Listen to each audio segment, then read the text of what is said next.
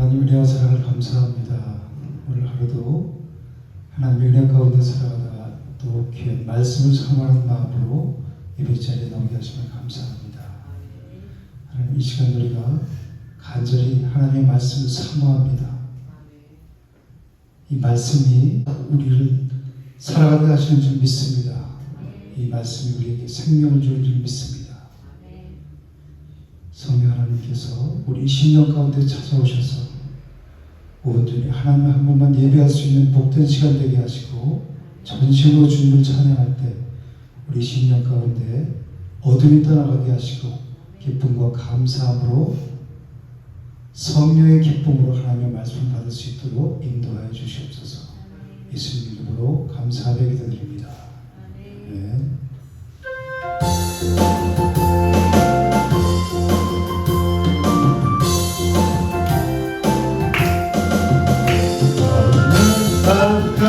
예수를 대체로 진기와 평안 마음으로 찬송을 부르는 너희는 예수의 그대로 속죄함 아멘 아멘 속죄함 속죄함 주 예수 내 죄를 속이는 할렐루야 소리를 아파요 함께 찬송하세 그대로 속죄함 아멘 의미나 끝나지 없어질 오늘 속죄함 아무것 아니요 거룩한 하나님 어린 양 예수의 그대로 속죄함 아멘 속죄함 속죄함 주 예수 내 죄를 속이는 할렐루야 소리를 아파요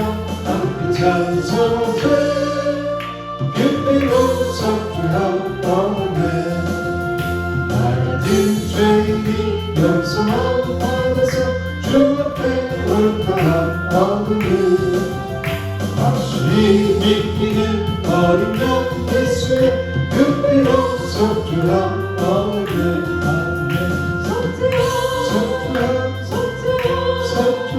주 예수 내 죄를 속이는 할렐루야 소리를 아파요 함께 찬송하세 그대로 속죄함 아멘 거룩한 천국에 올라간 후에 넘치는 은혜의 찬송을 기쁘게 부르는 어린 양 예수의 그대로 속죄함 아멘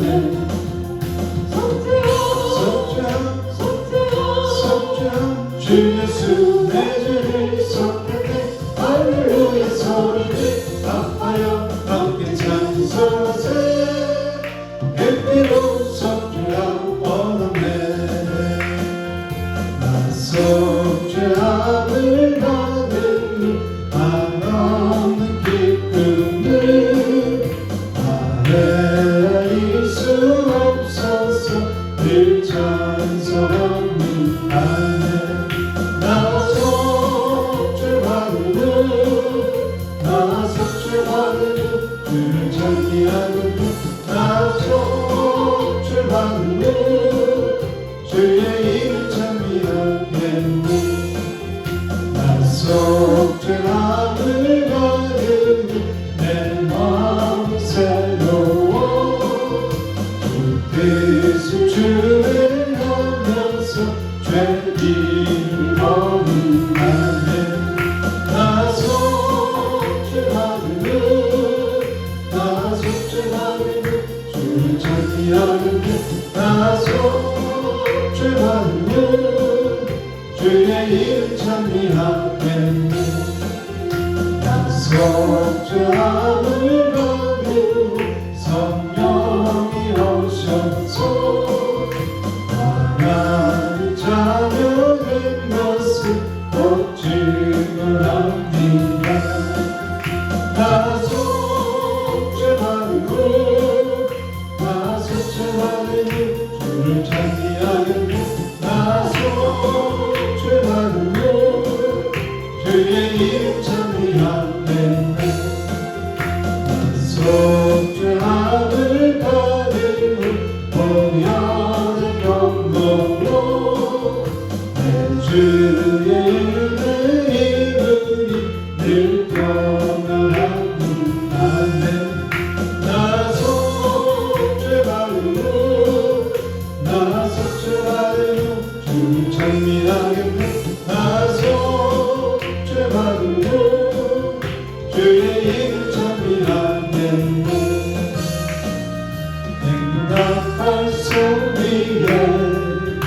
주의 오염 가슴이 십자가의 불길을 높은 물러갔세 성삼아 싸우고 그의 날려라 그의 날려라 하나스리라 성삼아 싸우고 그의 날려라 예루살렘 성문 열두파 날려라 아들이 저녁한 건너 우상만 주인다 그의 날려라 예루살렘 성에서 한번 남긴 권세를 모두 깨쳐버리고 승리하신 주님과 승전가를 부르세 싸우나 싸우고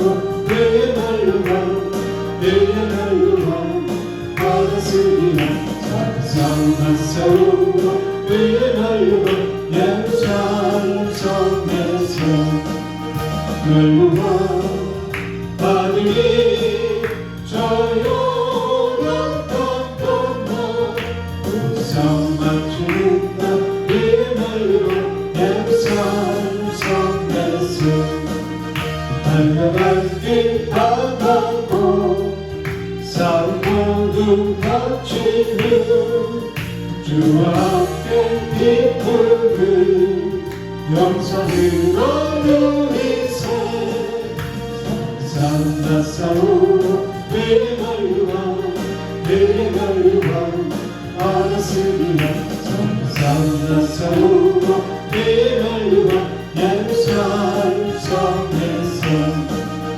날려라 아들이 저 요단강 건너 우상만 주인다 그의 날려라 예루살렘 성에서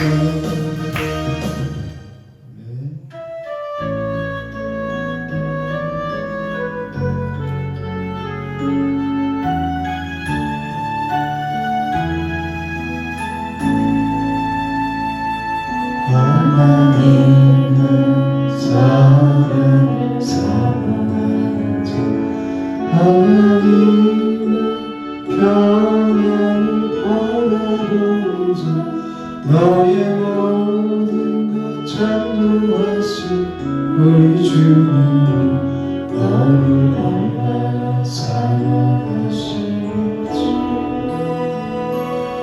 하나님께 찬양과 경배하는 자 하나님의 선하심을 닮아가는 자 너의 모든 것 창조하신 우리 주님은 너를 자녀 삼으셨네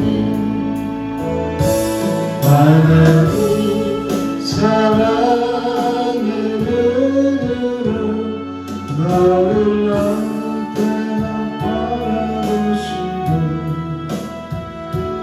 하나님 인자한 귀로서 언제나 너에게 기울이시니 어두움을 밝은 빛을 비춰주시고 너의 작은 신음에도 응답하시니 너는 어느 곳에 있든지 주를 향하여 주가 바라볼지라 하나님 사랑의 눈으로 나를 어느 때나 바라보시고 하나님 인자한 귀로서 언제나 나에게 기울이시니 어두움에 밝은 빛을 비춰주시고 너의 작은 신음에도 응답하시니 너는 어느 곳에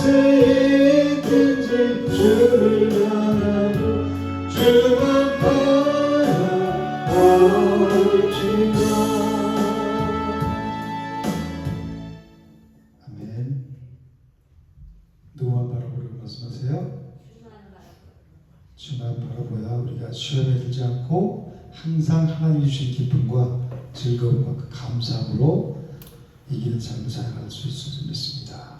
오늘 출애굽기 20장 14절 말씀입니다. 1절부터 14절까지 한 목소리로 봉독하시겠습니다. 시작. 하나님의 이 모든 말씀으로 말씀하여 이르시되 나는 너를 애굽 땅 종되었던 집에서 인도하여 낸 내 하나님 여호와니라. 너는 나 외에는 다른 신들을 내게 두지 말라. 너를 위하여 생긴 우상을 만들지 말고 위로 하늘에 있는 것이나 아래로 땅에 있는 것이나 땅 아래 물속에 있는 것이 어떤 형상도 만들지 말며 그것들에게 절하지 말며 그것들을 섬기지 말라. 나 내 하나님 여호와는 질투하는 하나님인즉 나를 미워하는 자의 죄를 갚되 아버지로부터 아들에게로 3, 4대까지 이르게 하거니와 나를 사랑하고 내 계명을 지킨 자에게는 1000대까지 은혜를 베푸느니라. 너는 네 하나님 여호와의 이름을 망령되게 부르지 말라. 여호와는 그 이름을 망령되게 부르는 자를 죄없다 하지 아니하리라. 안식일을 기억하여 거룩하게 지키라. 엿새 동안은 힘써 내 모든 일을 행할 것이나 일곱째는 네 하나님 여호와의 안식일인즉 너나 내 아들이나 내 딸이나 내 남종이나 내 여종이나 내 가축이나 내 문 안에 먹는 객이라도 아무 일도 하지 말라. 이는 엿새 동안에 나 여호와 하늘과 땅과 바다와 그 가운데 모든 것을 만들고 일곱째 날에 쉬었습니다. 그러므로 나 여호와가 안식일을 복되게 하여 그날을 거룩하게 하였느니라. 내 부모를 공경하라. 그러면 내 하나님 여호와가 내게 준 땅에서 내 생명의 길이라. 살인하지 말라. 간음하지 말라. 아멘. 오늘은 몇 계명이죠? 7계명이 뭐라고 말씀하세요? 간음하지 말라. 7계명 전에 무슨 계명이 있어요? 6계명이 뭐라고 말씀하시죠? 살인하지 말라고 말씀하시죠? 이 살인은 어디에서 시작된다고 말씀하셨어요? 잊어먹으셨죠? 우리 마음에서 시작된다고 그랬잖아요. 그죠? 하나님께서 아벨과 그의 제물을 받으시고 가인과 그의 제물을 받지 않으셨어요. 그죠? 그러니까 가인이 어떻게 됐어요? 몹시 분하여 안색이 변했다 그랬어요. 그래서 하나님이 가인에게 뭐라고 말씀하시죠? 창세기 4장 6절 7절에서 내가 분하여함을 어찌함이며 내가 안색이 변함은 어찌하느냐. 그래서 뭐라고 말씀하시냐면 죄가 너를 원하나 너는 죄를 다스릴지니라 그렇게 말씀하세요. 그런데 가인이 그 죄를 다스렸어요? 지금 마음을 다스리지 못했죠. 그래서 어떻게 됐어요? 그 결과 자기 동생을 쳐 죽였어요. 그래서 첫 번째 살인 사건이 일어난 거예요. 그래서 잠언 4장 23절에서 뭐라고 말씀하세요? 무릇 지킬만한 것보다 더욱 내 마음을 지키라. 생명의 근원이 이에서 남이라. 마음에서 나온다는 거예요. 우리 인간은 우리 마음을 지킬 수 있는 존재예요? 지킬 수 없는 존재예요? 왜 그렇죠? 죄성을 가지고 태어나기 때문에 우리는 스스로 마음을 지킬 수가 없어요. 누가 지켜주세요? 하나님이 우리 안에 들어오시면, 즉 말씀이 우리 안에 들어오시면, 진리가 우리 안에 들어오시면 그 말씀이, 그 진리가 우리 마음과 생각을 지킨다는 거예요. 그래서 신앙생활은 내가 하는 게 아니라 우리 안에 계신 하나님이 하시는 거란 말이에요. 우리 인간은 살인하지 말라는 제6계명을 지킬 수 있는 존재가 아니에요. 그래서 예레미야 17장 9절에 뭐라고 말씀하셨어요? 만물보다 거짓되고 심히 부패한 것이 우리 사람의 마음이라고 그랬어요. 마음에서 나오는 것이 뭐라고 그래요? 악한 생각과 살인과 간음과 음란과 도둑질과 거짓 증언과 비방이 어디서 나온다고 그래요? 마음으로부터. 죄성을 가지고 태어난 또 살아가는 우리 인간의 마음에서 더러운 것이 다 나온다는 거예요. 겉은 우리가 깨끗하게 치장했지만, 또 좋은 옷으로 치장하고 화장으로 치장했지만 그 내면이 더럽다는 거예요. 그것을 우리는 알아야 되는 거예요. 그러니까 외모를 치장하지 말고 우리 내면을 치장해야 돼요. 뭘로 치장할 수 있어요? 말씀으로, 기도로.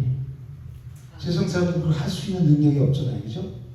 말씀이 없으니까 자기 힘으로 하다가 꾸미고 그런 척하고 겉모습은 화려하게 꾸미는데 속은 그 더러운 게 그대로 있어요.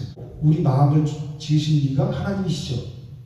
하나님께 맡기고 하나님의 말씀으로 채우고 그리고 그 말씀을 붙잡고 기도해서 내가 이 마음을 지킬 수 있는 존재가 아닙니다. 난 죄인입니다, 주님. 그러면서 그 하나님께 기도하는 것뿐이 없는 거예요. 우리 마음속에서 일어나는 미움과 시기, 질투, 분노, 증오심 바로 이런 것들이 뭐냐면 살인의 씨앗이라는 거예요. 뭐라고요? 살인의 씨앗. 그래서 이 살인하지 말라는 6계명이 나와는 전혀 상관없어. 난 사람은 죽는 일이 없거든. 그렇게 생각할 수 있을지 모르지만 사실 우리 날마다 이 순간에도 사람들을 죽이고 있어요. 내 생각 마음속에 있는 미움, 시기, 질투, 분노, 증오심으로 인해서 가인처럼 그게 살인의 씨앗이 돼서 동생을 쳐 죽이잖아요. 그래서 우리는 하나님의 은혜로 구원을 받았지만 여전히 죄성을 가진 존재로 살아가고 있어요. 그렇죠? 그래서 우리는 구원받았지만 구원받은 죄인이란 말이에요. 하나님의 의롭다고 칭하여 주시지만 여전히 우리는 죄인인 거예요. 그래서 사도 바울이 신앙이 성숙할수록 자기가 죄인됨을 고백하잖아요. 그리고 신앙이 절정에 이르렀을 때 나는 죄인 중에 괴수다 그렇게 고백하잖아요. 그렇죠? 구원받은 죄인이란 말이에요. 사람들이 하나님의 아들인 예수 그리스도를 미워하고 분노하고 증오하다가 결국 어떻게 했어요? 십자가에서 죽였죠. 즉 인간은 살인하지 말라는 제6계명을 철저하게 어긴 존재가 되는 거예요. 예수 그리스도 십자가에 죽이심으로 인해서 인간이 하나님을 살해한 사건, 그 살인 사건 그것이 바로 십자가 사건이에요. 그러나 하나님께서는 그 십자가 사건을 통해서 뭐를 열어놓으셨죠? 생명의 길을 열어놓으셨죠. 오히려 이게 역설이라는 말이에요. 인간이 죄악된 인간, 죄성을 가진 인간이 예수 그리스도를 죽였어요. 십자가로. 근데 하나님께서 그 십자가를 통해서 우리에게 살 길, 영원한 길, 생명의 길을, 구속의 길을 열어놓으셨단 말이에요. 이 십자가의 역설인 거예요. 인간의 죄악을 통해서 하나님께서 오히려 그것을 통해서 우리에게 영원한 생명을 주신 것이 바로 십자가란 말이에요. 그래서 십자가는 인간이 하나님의 아들을 죽인 살인의 절정이에요. 그런데 하나님께서 그걸 통해서 우리에게 새 생명의 언약을 세워주셨어요. 무슨 언약을 세워주셨어요? 새 생명의 언약. 그래서 누가복음 22장 20절에는 이 자는 내 피로 세우는 새 언약이니 이렇게 말씀하세요. 우리 성찬식 하시죠? 그 피, 새 언약이라고 말씀하시는 거예요. 내 피로 세우는 예수 그리스도 자신의 피로 세우는 새 언약이라는 거예요. 십자가 주신 그 피, 곧 너희를 위하여 붓는 것이라고 예수님께서 제자들과 성찬을 하시면서 말씀하셨어요. 예수님의 피는 우리에게 뭐를 줘요? 생명을 주는 생명의 피죠. 그리고 언약의 피예요. 그래서 십자가는 살인을 생명으로 바꾸신 구속의 역설이라고 할 수 있어요. 십자가가 하나님의 또 말씀을 듣는 나를 어떻게 사랑하셨는지를 내가 깨닫게 해주세요. 그 사랑을 내가 깨달아야 그 사랑에 반응하는 삶을 살아갈 수 있잖아요. 깨닫지 못하면 내 생각, 내 마음대로 살아가요. 짐승과 같은 저주받는 삶을 살아가요. 교회만 왔다 갔다 하는 교인으로, 그리스도인 성도가 아니라 그냥 종교인으로 왔다 갔다 할 뿐이에요. 내 마음은 세상에 있고 어둠 가운데 여전히 있고, 그렇지만 그 십자가의 사랑을 깨닫기 위해서 사모하는 마음으로 예배 가운데 나온 자들은 그 말씀을 하나 받기 위해서 얼마나 기도하고 사모하면서 그 말씀이 떨어질 때 아멘으로 받고 생명 가운데 점점 풍성한 생명을 누리며 살아갈 수 있어요. 요한복음 10장 10절에 예수님 말씀하시죠. 내가 온 것은 양으로 생명을 얻게 하고 또 풍성히 얻게 하려는 것이라고 그러잖아요. 똑같은 그 십자가의 사랑인데도 그 십자가의 사랑을 사모하고 그 말씀을 깨닫기 위해서 나오는 사람은 풍성한 삶을 살아가요. 영혼의 풍성함을 누릴 수 있단 말이에요. 말씀을 통해서, 진리를 통해서 우리에게 하나님이 풍성한 삶으로 인도하시는 거예요. 그러니까 진리가 너희를 자유케 한다고 말씀하셨네요. 어떤 일에, 어떤 사건에, 어떤 상황에 내가 얽매이지 않고 자유함을 누릴 수 있단 말이에요. 왜? 이것이 전부가 아니니까. 아주 우리 일평생을 보면, 아니면 영생을 놓고 보면 아무것도 아닌 일에 내가 매여서 산단 말이에요. 내 마음이. 이게 사단에게 내가 붙잡힌 증거란 말이에요. 어둠에 붙잡힌 증거. 거기서 자유케 하는 것이 하나님의 말씀 진리라는 거예요.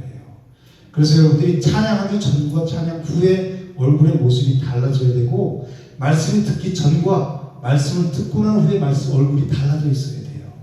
신앙생활을 교회 올 때 모습과 말씀을 듣고 생명의 양을 풍성히 먹고 나갈 때 모습이 달라져야 돼요. 우리가 배가 고팠을 때 이러잖아요. 그죠? 꼬르륵 소리 나면서 가서 밥 먹고 나오면 어때요? 들어갈 때 딱 이렇게 가지고 나올 때 이렇게 나오잖아요. 그죠? 뒷짐 짓고 나오잖아요. 자신감 있게 말씀을 먹은 자의 모습이 그렇게 당당해야 되고, 왜? 내가 이제 여기에 더 이상 잡히지 않잖아요. 자유함을 누리고 살아갈 수 있잖아요. 그죠? 그걸 누리는 거예요. 영혼의 양식을 먹은 자는 배부른 자가 돼서 그런 것에 내가 영향받지 않는 거란 말이에요.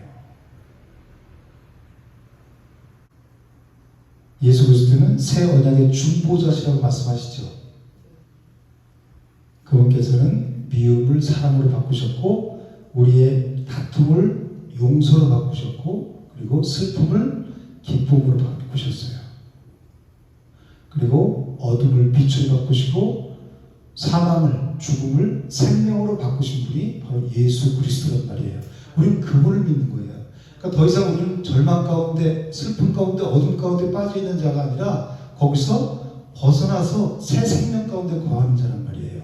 그리스도인들은 그 날마다 얼굴이 밝아야 돼요. 해같이 빛나요. 그분이 생명의 빛이죠. 그 빛을 받은 자는 밝게 빛나는 삶을 살아요. 이 꽃들, 식물들이 햇빛을 받으면 잘 자라죠. 그런데 햇빛을 받지 못하면 시들시들해요. 우리는 그렇게 시들시들해요. 세상 사람들은 그렇게 살지만 생명의 빛을 받은 자들은 그것을 이기고 기뻐하는 자예요. 가진 것이 있고 없고를 떠나서, 배우고 못 배우고를 떠나서, 내 처지와 환경을 떠나서 기쁜 자들이에요. 왜? 내 안에 생명의 근원이 함께 하시잖아요. 그죠? 기쁜 자들이에요. 여러분들, 저도 그렇고 여러분들 그 기쁨을 하나님께 주셨어요. 그것을 마음껏 누리는 삶을 살아가세요. 그러려면 내가 오늘 하나님께서 내게 주어진 이 삶을 무엇으로 채우느냐에 따라 달려있어요. 하나님의 생명으로 채우느냐, 아니면 세상 것으로 채우느냐, 이 생각에 사단은 계속해서 세상 것으로 채우라고 갖다 주잖아요. 그것을 끊어버리고 생명으로 채워야 돼요. 그래야 내가 이기는 삶을 살 수 있고, 정복하는 자, 이기는 자와 진 자는 완전히 달라요. 삶이 달라요.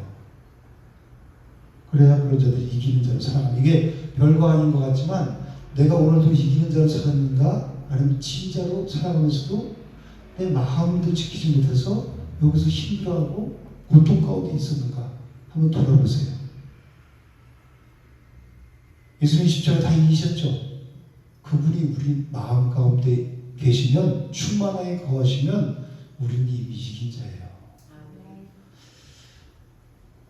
로마서 5장 8절에 뭐라고 말씀하시면, 우리가 아직 죄인 되었을 때 그리스도께서 우리를 죽으심으로 하나님께서 우리에 대한 자기의 사랑을 어떻게 하셨대요?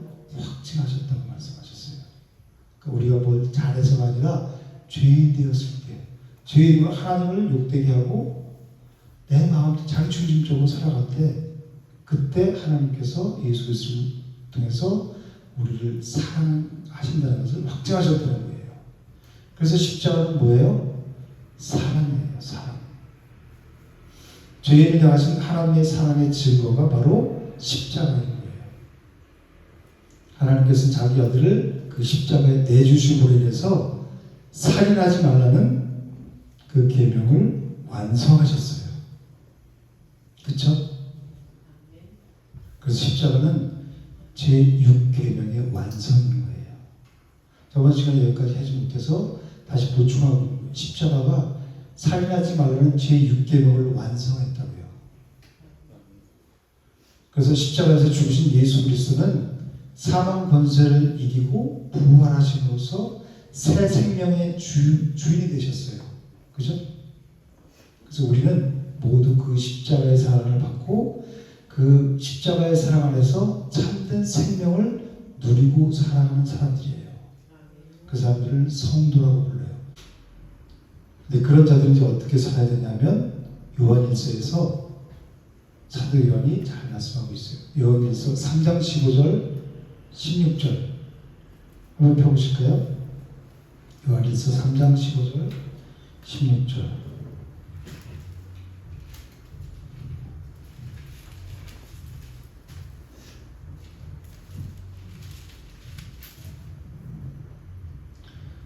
시작. 그 형제를 미워하는 자마다 살인하는 자니 살인하는 자마다 영생이 그 속에 거하지 않는 것을 너희가 아는거라. 그러니까 우리를 위해 목숨을 버리셨으니 우리가 이로써 사랑을 알고 우리도 형제들을 위하여 목숨을 버리는 것이 마땅하다고 말씀하세요.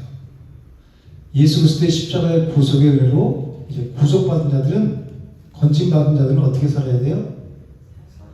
이제 죽이는 자, 살인하지 말라, 누굴 죽이고 그러는데 쓰임받는 악한 도구로 쓰임받는 자가 아니라 생명을 나누는 자로 부름을 받았어요. 그래서 요한복음 13장 34절에서 예수님이 뭐라고 말씀하세요? 새 계명을 너희에게 주노니 서로 사랑하라. 내가 너희를 사랑한 것 같이 너희도 서로 사랑하라고 말씀하세요. 살인하지 말라는 제6계명은 생명을 살리고 또 사랑으로 서로 세워주라는 복음의 초청인 거예요. 살인하지 말라는 것이 복음으로의 초청이에요. 인간이 십자가에서 예수를 죽였죠. 하나님의 언약에 불성실하고 언약을 깨트림으로 인해서 최고의 살인이 예수 그리스도 하나님의 아들을 죽인 거잖아요. 근데 하나님은 그 십자가를 오히려 십자가를 통해서 그 죄인을 하나님의 언약을 지키지 못하고 언약을 깨트린 그 십자가를 통해서 우리를 살리셨잖아요. 그 십자가가 하나님의 지혜인 거예요. 저주의 십자가가 아니라 그것을 통해서 이제 십자가의 도가 우리에게는 생명길로 나가는 길이 된 거예요. 우리가 예수 그리스도를 십자가에 못 박아 죽였는데 오히려 그 십자가를 통해서 우리가 살아나게 된 거예요. 그게 하나님의 지혜인 거예요. 예수님의 피로 값주고 산 것이 이 교회란 말이에요. 에클레시아 교회 공동체는 예수님의 피로 값주고 사셨어요. 이것은 사망을 생명으로 바꾸는 공동체가 교회 공동체인 거예요. 그래서 저 여러분들이 뭘로 부르심을 받았냐면 이제 생명을 전하는 생명의 통로, 축복의 통로, 은혜의 통로로 우리는 부르심을 받은 거란 말이에요. 그래서 우리는 점점 어두워져 가고 점점 멸망길로 달려가는 이 세상 속에서 생명의 빛을 발하며 그 십자가의 사랑을 전하는 자로 부름받은 거라고. 그러니까 우리 모든 사람들에게는 이런 사명이 다 있는 거예요. 목회자 되는 사명이 있는 게 아니라 성도, 집사, 권사, 장로 모든 성도들은 다 이 사명을 받은 자들이란 말이에요. 나는 사명자입니다. 믿어지세요? 나 혼자만 잘 먹고 잘 살고 그 생명을 누리라는 게 아니라 이제 생명을 받은 자로서 이제 생명이 있는 자로 살아가고 생명을 내는 자로 살아가는 사명을 받았다는 거예요. 그래서 우리는 우리의 입술을 통해서 또 우리의 발걸음을 통해서 뭐를 전해야 돼요? 예수 그리스도의 십자가의 사랑을 전하는 자로 우리 부르심을 받는 거예요. 그런 살리는 일에 귀하게 쓰임받는 저와 여러분들 되시기를 주님으로 축복합니다. 사람은 다 모두 뭐를 맺고 살죠? 저마다 관계를 맺고 살아요. 관계를 맺고 살죠.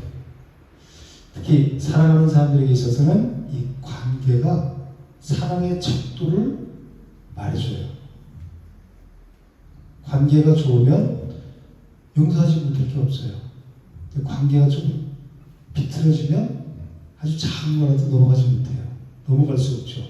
그래서 관계에서 오는 거거든요. 하나님께서 이스라엘 백성들에게 주신 이 십계명을 주신 것은 단순한 도덕과 규범으로 지키라고 주신 것이 아니에요.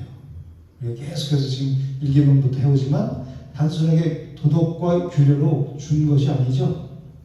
그 안에 뭐가 있어요? 하나님의 언약과 그 하나님의 사랑이 담겨 있잖아요. 우리를 향하신, 그죠?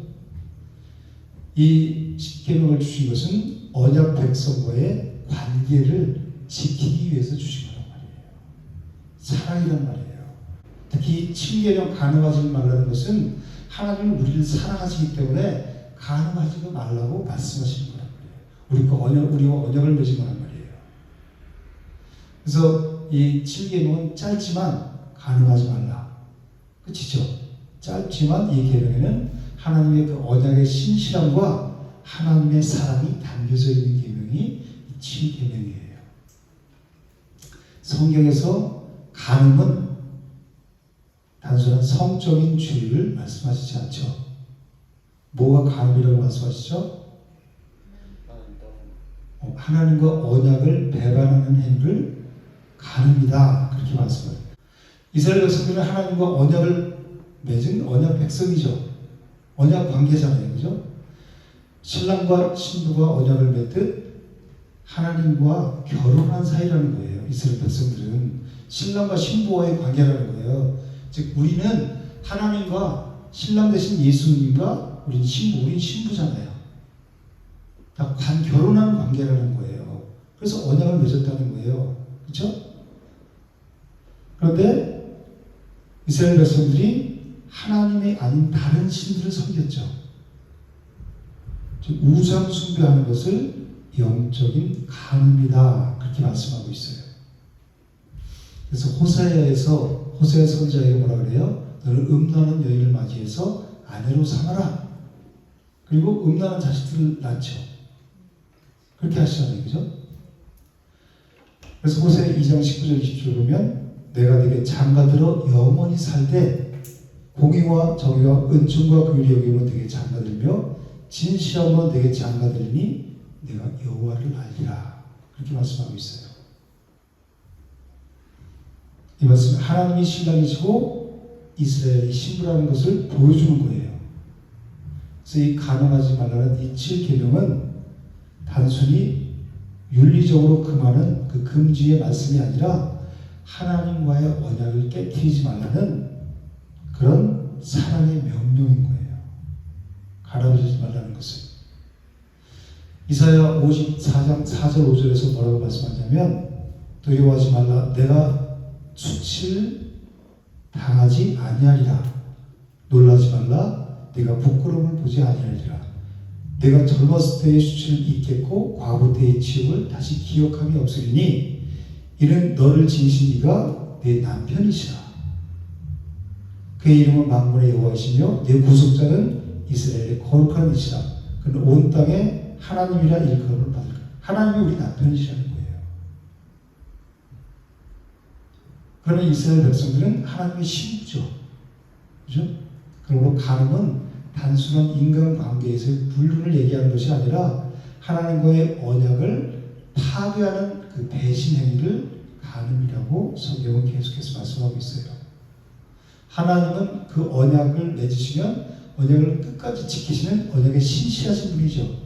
그래서 우리가 그분을 신실하신 하나님, 신실하신 주, 그 언약을 한번 맺으시면 끝까지 지키시는 신실하신 분인 거예요. 하나님은. 그러므로 그 하나님을 믿는 우리 하나님의 백성들도 그 신실함으로 언약의 신신 하나님 앞에, 신실하신 하나님 앞에 응답해야 마땅한 거죠. 그런데 이스라엘 백성들은 어떻게 했어요? 북이스라엘 19명의 왕과 남유다의 20명의 왕들이 다 하나님의 뜻대로 가지 않고 다 우상을 섬겼어요. 다 가늠했단 말이에요. 그런데 남유다 왕의 요시야와 그리고 누구죠? 히스기야 왕. 두 왕만 빼고 다 그러니까 39명의 북이스라엘 남유다 왕 중에서 2명의 왕만 하나님의 뜻대로 즉 가늠하지 않고 하나님께 배신하지 않았다는 거예요. 그러니까 얼마나 그러니까 이런 걸만 보더라도 그 나라를 다스리는 왕들이었잖아요. 그죠? 39명의 왕들이었지만 다 하나님 뜻대로 하고 다 우상을 섬기고 그랬어요. 또 처음에는 왕이 됐을 때 다 우상을 제거하고 그랬지만 결국은 나중에 다시 우상을 섬겼어요. 히스기야 왕과 요시야 왕만 빼고.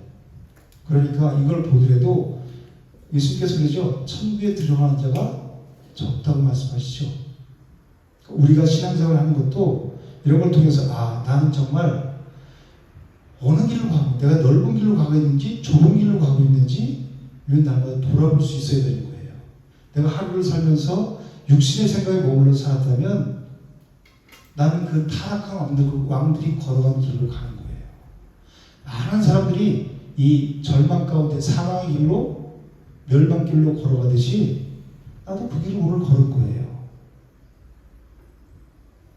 그런데 내가 오늘 비록 힘들고 어려운 하루를 지냈지만 그 주님 의지하고 말씀 의지하고 내가 이기려고 힘쓰고 애쓰면서 싸워왔다면 하나님께서는 내가 그런 자들의 마음 가운데 역사하시잖아요. 하나님은.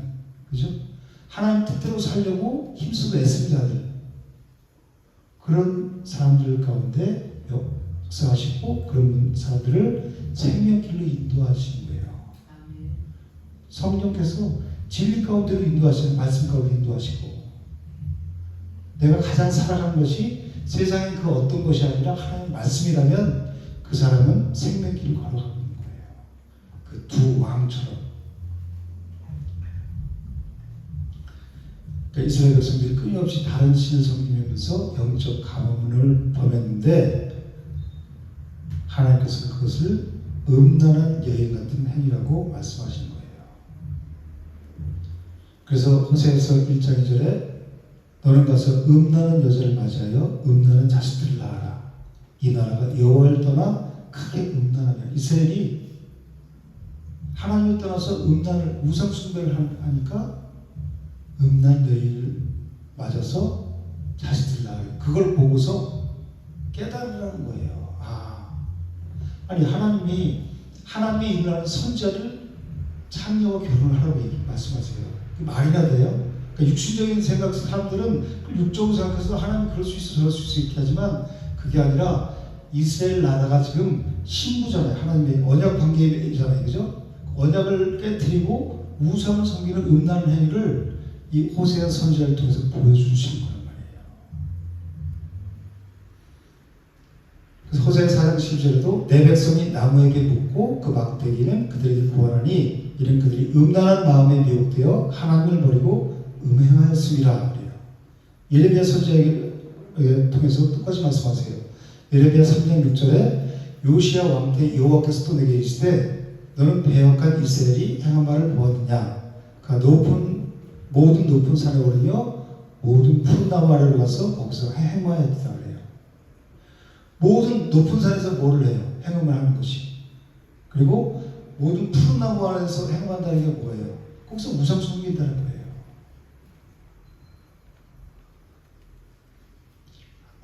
하나님과 언약 백성 이스라엘이 하나님과의 언약을 깨뜨렸죠. 그럼에도 불구하고 하나님께서는 그들과 맺은 언약을 파기하지 않으시고 끊임없이 그들을 부르세요. 이게 하나님의 사랑이에요.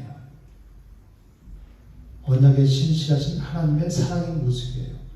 너 나와 맺은 언약을 깼어? 그럼 나도 깨버릴 거야. 그러면 이 사람들은 완전히 사망 가운데 멸망 가운데 빠졌잖아요. 끝까지 가서 그 언약을 지키려고 하고 돌아오라고 하고 계속해서 권면하세요. 하나님. 그러니까 사랑이 하나님인 거예요. 선지자를 통해서 그 사실을 보여주면서 너희가 이렇게 음란한 데 빠져있지 말고 내게로 들어와. 내가 신랑한테로 들어오는 게 살 길이잖아요. 그죠? 그런데 이 호세에서 그 음란한 여인이 어떻게 했어요?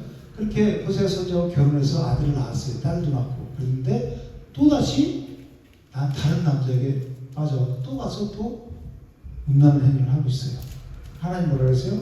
가서 돈을 주고 값을 주고 사오래요. 또 내 부인인데 나하고 결혼해서 아들 딸 낳고 살았는데 다른 남자가 가서 살아 또. 근데 돈을 주고 또 사오래. 이 성경은 육적으로 보면 안 되는 거예요. 그죠? 우리가 그 모습이라는 거예요. 그 음란한 그 창녀와 같은 호세에서 나온 그 여인의 모습이 바로 우리의 모습이라는 거예요. 신랑 되신 하나님께서 우리를 위해서 십자가에 죽으셨죠.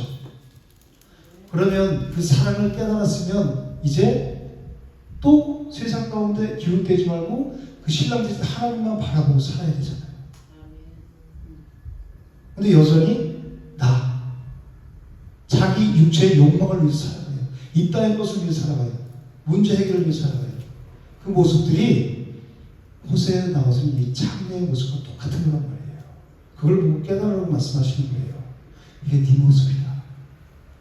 우리 누구에게 손가락 같이 할 수 있는 존재가 아니에요. 바로 우리에게 그게 내 모습이니까. 근데 예수님께서는 산상수훈에서 이 출애굽기에서 이 십계명을 다시 재조명해 주세요. 십계명에서 하나님이 설명하지 않은 부분들을 다시 설명을 해주세요. 그래서 이 살인하지 말라는 제 7계명을 다시 해석해 주시는데 마태복음 5장 27절 한번 보실게요.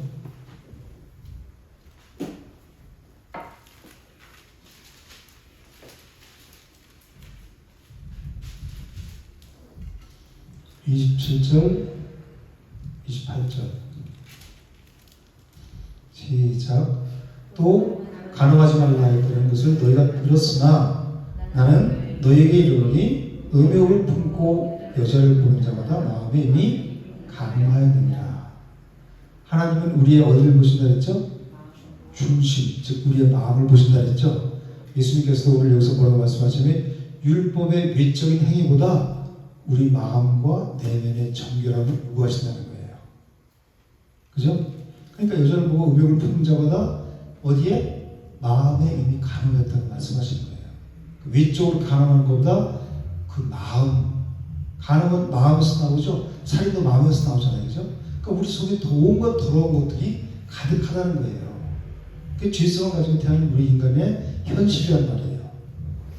그래서 복음은 단순히 이 죄를 금지하는 것이 아니라 하지마 율법적으로 그러는 것이 아니라 그 죄의 근원, 이 마음에서부터죠. 이 죄의 근원을 드러내고 치유하는 능력이 바로 복음인 거예요.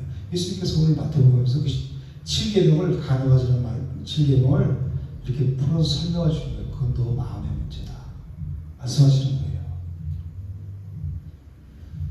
우리는 모두 이 간음하지 말라는 7계명을 지킬 수 있는 존재가 아니에요. 지킬 수가 없어요. 그래서 이 계명 앞에 자유로울 사람은 한 사람도 없어요. 나 간음하지 않았어요.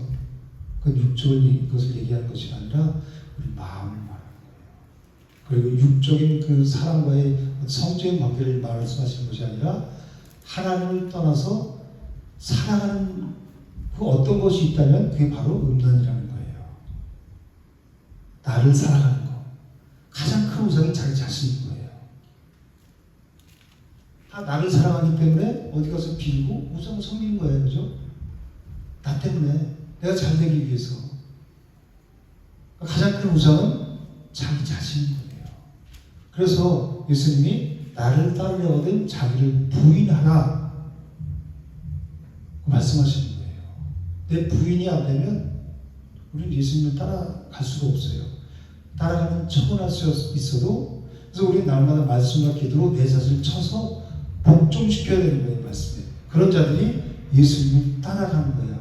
한 발 한 발 가다가 넘어지더라도 또 말씀과 기도로 또 일어서고 또 걸어가고 그런 자들이 주님과 함께 동행하면서 말씀이신 주님과 함께 동행하면서 이 땅에서도 지옥과 같은 이 땅에서도 천국을 누릴 수 있고 그런 자들이 저 영원한 하늘을 소망하면서 그 기쁨으로 그 주님이 주신 힘으로 그 능력으로 세상을 이기면서 살아갈 수 있는 거란 말이에요. 그게 신앙생활이에요. 이건 정말 기쁘고 즐거운 일이에요. 이것보다 주와 같이 길 가는 것.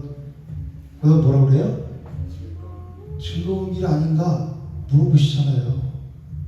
우리 주님 걸어가신 뒤를 밟겠네.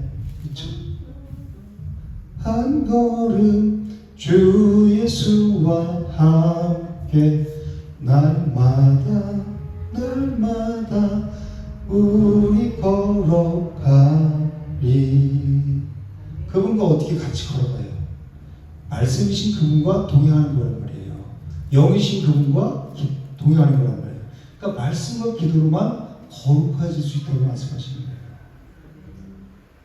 살인하지 말고 간음하지 말라는 그 계명에 자유로울 수가 없죠. 우리 매일 살인하고 살아가고 매일 간음하며 살아가잖아요. 그런데 그러니까 우리를 정죄한단 말이에요. 이것은. 그렇지만 동시에 이 계명은 우리를 어디로? 복음으로 인도하는 거예요. 생명으로 인도하는 말씀이란 말이에요. 그래서 하나님께서 우리에게 누구를 보내주셨어요? 예수 그리스도, 하나님의 아들인 예수 그리스도를 우리에게 보내주시고 그분을 통해서 생명의 눈뜬자로 살아가게 하시는 거예요. 복음은 십자가의 은혜는 바로 자신이 죄인임을 고백하는 자들에게 주어진 거예요. 말씀의 거울을 통해서 내 자신의 상태를 보는 자, 거기에 눈뜬 자, 그런 자에게 주어진 것이 복음이에요. 십자가의 은혜예요. 내 말씀의 거울을 통해서 나를 비춰보지 않는 자들은 복음에 눈뜨지 않는 장님인 거예요. 여러분들 장님으로 살고 싶으세요? 눈뜬 자로 살고 싶으세요? 눈뜬 자죠? 우리 주님 걸어가신 길이 생명길이기 때문에 눈 크게 뜨고 씩씩하게 걸어가는 거예요. 그 손잡고, 그죠? 그 우리 신앙생활 얼마나 기뻐요, 그죠? 즐거운 일 아닌가. 이 세상적으로는 없고 뭐 실패해서도 그분 손만 딱 잡으면 우리 신나는 거예요, 그죠? 세상 사람들이 욕하는 말들 우리는 기뻐요. 아멘? 우리 신랑이신 예수님께서 이 땅에 오셔서 순결하지 못했던 부족했던 우리 신부인 우리를 십자가에 피로 씻어서 정결하게 하셨어요. 그분은 신랑이신 예수 그리스도를 배신한 음란한 신부인 우리를 버리지 않으셨어요. 그죠? 그리고 십자가에서 피 흘려 죽으심으로 그 신부를 정결하게 하셨어요. 그래서 에베소 5장 25절 27절에 뭐라고 말씀하시냐면 남편들아 아내 사랑하기를 그리스도께서 교회를 사랑하시고 그 교회를 위하여 자신을 주신 같이 하라. 이런 것 물로 씻어 말씀으로 깨끗하게 하사 거룩하게 하시고. 뭘로 씻어요? 물로 씻어서 말씀으로 깨끗하게 하사 거룩하게 하신대요. 세상과 구별되게 하신다는 거예요. 그리고 자기 앞에 영광스러운 교회로 세우사 티나 주름 잡힌 것이나 이런 것들이 없이 거룩하고 흠이 없게 하려 하십니다. 신랑 되신 예수님은 신부로부터 철저하게 배신당하셨죠. 그래서 십자가에 버림받으셨잖아요. 그럼에도 불구하고 예수님께서는 자신을 십자가에 내어주시기까지 끝까지 누구를? 그 신부인 우리를 사랑하셨어요. 그 십자가는 그러니까 사랑인 거예요. 그래서 십자가는 사랑의 절정인 거예요. 간음죄는 하나님과의 언약을 깨뜨리는 죄로서 우리에게 사망을 갖다줘요. 그러나 예수님께서는 간음한 우리를 대신해서 십자가에서 죽으심으로 인해서 언약을 새롭게 세우셨어요. 새 언약을 세우셨단 말이에요. 그래서 마태복음 26장 28절에서는 이것은 죄사함을 얻게 하려고 많은 사람을 위하여 흘리는 바 나의 피 곧 언약의 피니라 그렇게 말씀하세요. 예수 그리스도는 우리를 다시 정결한 신부로 맞아들이시기 위해서 피를 흘리신 거예요. 그래서 십자가는 언약적 신실함의 결정체라고 볼 수 있어요. 그분의 그 신실하심이 없었다면, 우리를 끝까지 사랑하신 그 사랑이 없었다면 우리는 모두 멸망 가운데 처하고 말았을 거예요. 그분의 사랑이, 그 신실하심이 우리를 살리신 거예요. 이제는 우리는 더 이상 율법 아래에 사는 자가 아니라 어디에 살아요? 그리스도의 사랑 아래, 은혜 아래 사는 자가 된 거예요. 누구의 피로? 예수 그리스도의 피로 정결케 된 자란 말이에요. 정결한 신부로 거듭난 자란 말이에요. 그 피로, 예수 그리스도께서 십자가에서 흘리신 피로 우리는 정결한 신부가 됐단 말이에요. 깨끗하게 됐단 말이에요.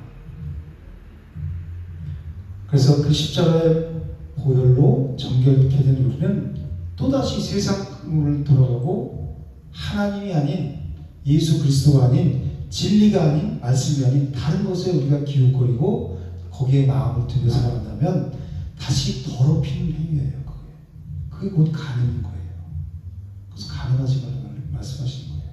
이건 사랑의 음성이에요. 우리를 통해서 하나님이 아니면 다른 것에 우리가 시선을 두면 우리가 금방 마음을 빼앗고 사망 가운데, 어둠 가운데 거하게 되임을 그러는 거예요. 그래서 뭐라 그래요? 사랑하는 사람이 있으면 나만 쳐다봐, 저 남자 쳐다보지 말고 그러잖아요. 그게 그림자 예표고, 그걸 통해서 우리는 뭘 깨달아야 돼요?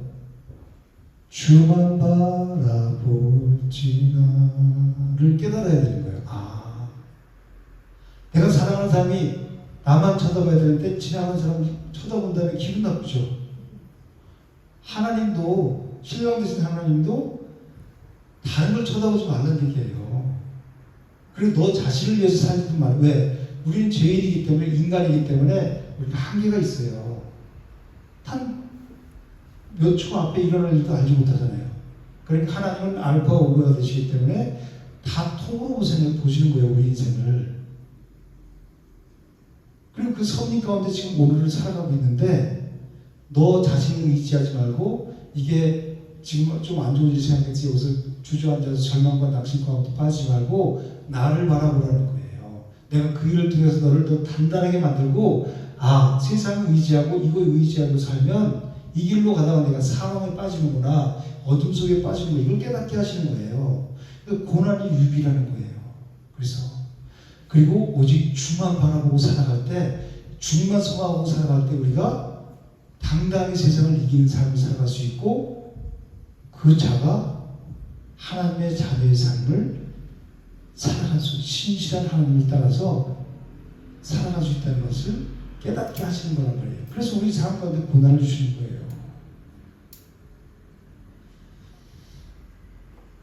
그래서 우리는 보혈로 깨끗하게 씻겨진 자예요.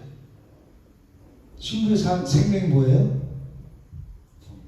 정결은 순결이죠. 아니, 신랑과 결혼을 앞두고 있어. 근데 이 신부의 생명이 뭐예요? 순결이죠. 신랑이 다시 오시죠. 예수님께서 다시 오신다고 그랬잖아요. 다시 오시면 그건 심판이 결정되는 날이에요. 영원한 구원이 확정되는 날이란 말이에요. 결혼식은 날이라는 거예요. 이제 지금은 잠시 갔다가 처소를 예비하고, 그러니까 이스라엘 그 결혼 풍습을 그대로 말씀하시는 복음서에서 이제 처소를 예비하러 가신다고 그러죠. 그분이 다시 오신다는, 처소를 예비해서 오시는 날은 완전히 이제 결혼식 날이란 말이에요. 혼인잔치가 열린 날이란 말이에요. 근데 우리가 순결한 신부로 준비가 되어 있지 않으면 여전히 나 자기 중심 쪽에 살아가고, 세상을 기웃거리고, 있고 없고 세상과 같고, 내가 울고 높아지고 낮아지고 그렇게 한다면 더럽혀지는 거잖아요. 예수 그리스도 보혈로 정결하게 씻긴 순결한 신부로 살아가지 못하잖아요. 우리가 아까 그랬죠. 우리는 구원받은 죄인이라고. 여전히 구원받았지만 이신 칭이라는, 이신 득의, 우린 의롭다 하심을 얻은 자가 된 거예요. 그렇지만 여전히 죄성을 가지고 있기 때문에 눈만 뜨면 우리는 사단이 우리 마음과 생각을 빼앗아가요. 세상으로, 어둠으로. 마음을 빼앗기면 우리는 어둠 가운데 거할 수뿐이 없어요. 그래서 마음을 지켜야 된다는 거예요. 뭘로? 말씀으로, 기도로. 그런 자들이 순결한 신부로 다시 오신 신랑을 기다리는 삶을 살아가는 거란 말이에요. 그 자들이 기쁨으로 신랑 다시 오실 때 기쁨으로 나가서 맞이할 수 있는 거예요. 좀 찝찝한 사람들은 어떻게 될까요? 결혼식을 앞뒀는데 내가 다른 남자들과 부정한 관계를 가졌어. 그럼 결혼식이 딱 맞았어. 결혼식이 기쁠까요? 사람이 우리 사람 마음껏 양심을 주셨잖아요. 그죠? 양심이 있기 때문에 기쁘지 못한 거예요. 그럼 쭈뼛쭈뼛하면 그러면 그런 사람들은 버려지는 거란 말이에요. 주님 다시 오시는 날이 심판 날이고 우리 또 민자들의 구원의 날이기 때문에 그날이 정결하지 못한 순결한 신분에 준비하지 못하면 버림받는 날이에요. 그거는 이제는 돌이킬 수가 없어요. 지금은 우리가 돌이킬 수 있지만 얼마든지 그래서 회개하라는 거예요. 그렇지만 그날은 주님 다시 오시면 이제 끝인 거예요. 영원한 멸망이에요. 영원한 생명이 결정되는 날이 주님 다시 오시는 그날이란 말이에요. 그래서 우리가 어떻게 살아야 돼요? 순결한 신부로 준비하는 삶을 살아가야 되는 거예요. 그래서 우리는 신랑이신 주님의 그 사랑에 합당한 삶을 살아가야 되는 게 우리 신앙인들, 그리스도인들이라는 거예요. 그래서 사도 바울이 뭐라고 말씀하냐면 고린도서 11장 2절에서 내가 하나님의 열심으로 너희를 위해 열심히 낸다. 누구 열심으로? 자기 사도 바울 열심이 아니라 하나님의 열심으로. 그러면서 내가 너희를 정결한 처녀로 한 남편인 그리스도께 드리려고 준비한다. 자기가 준비적이라는 거예요. 그래서 정결한 처녀로 예수 그리스도께 드리려고 자기 중간에서 준비장이라는 거예요. 준비한다는 거예요. 지금 우리는 신부의 생명은 순결이라고 그랬죠. 세상은 점점 더 어두워져 가서 우리의 마음과 생각을 빼앗아가요. 근데 여기에서 우리가 순결을 지킬 수 있는 것은 뭐예요? 오직 하나님의 말씀과 기도밖에 없어요.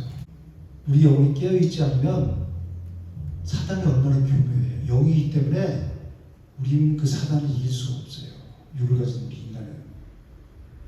그래서 끊임없이 그 하나님께 기도하면서 우리 영혼이 깨어있기 위해서 그리고 진리를 깨닫기 위해서 진리에 눈뜨기 위해서 우리는 힘쓰고 애써야 되는 거예요. 하나님 주신 시간을 가지고 다른 거 갖고 실험하고 그럴 게 아니라 이 말씀을 갖고 실험해야 돼요. 우리가. 그래서 하나님의 말씀이 우리의 뭐를 지켜줘요? 순결을 지켜주고 우리의 마음을 지켜주고 우리의 생명을 지켜주는 거예요. 하나님 말씀이 우리를 영원한 생명 가운데로 인도하시는 거예요. 그래서 이 가늠하지 말라는 이 7계명은 우리에게 자유를 빼앗아 가시려고 주신 말씀이 아니라 우리로 하여금 그 하나님의 사랑 안에서 풍성한 생명을 누리게 하시는 하나님의 언약인 거예요. 그 언약으로 깨달아서 우리가 날마다 그 사랑 안에 거하기 힘쓰고 날마다 마음을 지키고 순결한 신부로서 얼마나 그 저항 이게 많아요. 그죠? 사단의 공격이 그걸 이길 수 있는 것은 말씀으로 기도뿐이 없다.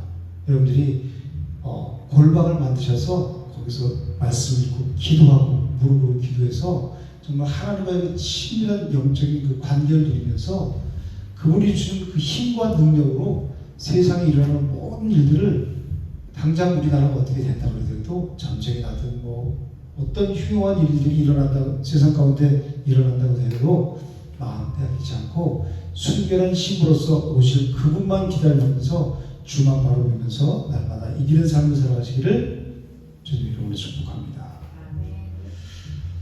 하나님 감사합니다. 오늘 말씀을 통해서 우리가 어떤 삶을 살아가야 할지 깨닫게 하시면 감사합니다. 신랑 되신 주님을 기다리는 정결한 순결한 신부의 삶을 살기를 원합니다. 하나님 세상 가운데 마음 빼앗기지 않게 하시고 하나님 말씀으로 주님과 날마다 교제하며 풍성한 삶을 살아갈 수 있도록 인도하여 주시옵소서. 예수님 이름으로 감사하며 기도드립니다.